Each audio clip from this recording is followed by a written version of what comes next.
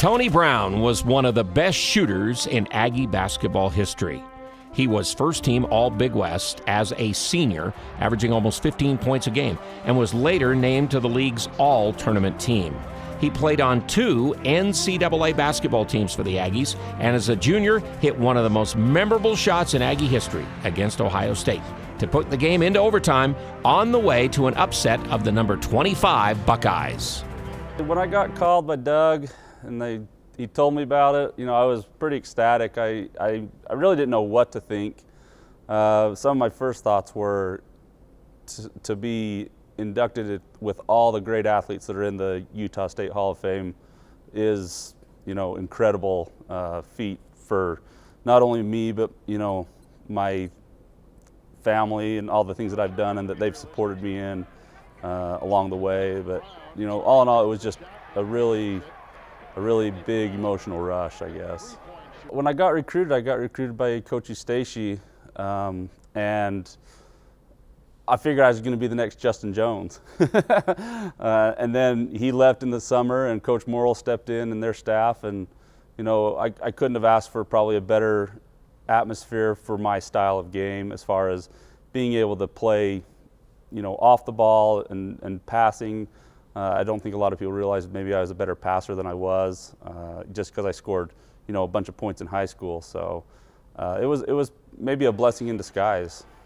I think everybody has to work at whatever skill they're trying to develop. So I wouldn't say it came naturally. I think it just came along with playing with older brothers and never being able to go inside as a kid. You learn to shoot it from outside, and it just became an easier shot for me. And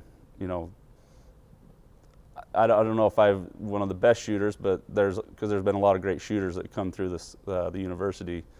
But I feel like I was up there towards the top. We played Utah my freshman year, and I think they were ranked 8th or 9th in the nation at the time, and we ended up beating them, and I made a pretty big clutch 3 going down the stretch of that game. And you couldn't even hear yourself think in that atmosphere. And that wasn't the only time. I think every rivalry game, in-state game we played here, it was that way. And even, some of our bigger conference games, it was that way. But, couldn't ask for a better home court advantage. Back-to-back, I think 28-6 records. Going to the NCAA tournament the first year, my second year here, that was an eye-opener, man. I think I speak for everybody on that team that, we were in shock of what it was like to go to the NCAA tournament, of being told to do this, told to do that. And I think it showed in the way we played in that first year. The second year we come back, we do the same thing, and I think guys understand what's expected and what's going to happen, and we come out and we play a lot smoother game, our style game, and we end up getting a win over a Big Ten team. We called the timeout, and I think Coach wanted to get it to somebody on the wing, and I think I was actually the second option to get it to. I think they were trying to get it to Bernard, and I think they denied Bernard the ball, so threw it into me, and Sean Daniels set a little ball screen, and his defender came off on me, and I got into the paint, threw up 2 or 3 shot fakes until he decided to jump, and finally got him to jump, and from there it was just history of being able to make that shot and put that game into overtime where we were able to pull it out.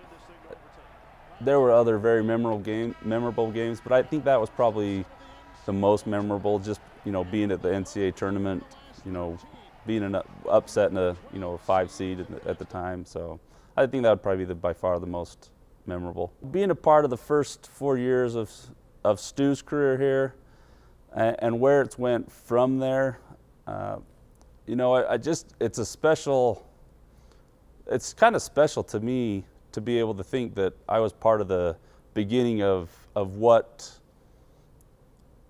has been built since then. There were some really good teams before us, but most coaches hadn't stuck around as long as Stu to actually build 13 straight winning seasons and all these postseason accolades that we've received, and to just be a part of the beginning of that and feel like we were a part of recruiting these other players that came in later to keep that going, is a pretty special deal. I always talk to people saying that, you know, the Spectrum with all the Jumbotron and that's built there now was started with us. So without those first 4 years, they wouldn't have any of that stuff. I look back in my, I think it was my sophomore year, we went 19-0, 16-0 in conference, and then win the Big West tournament.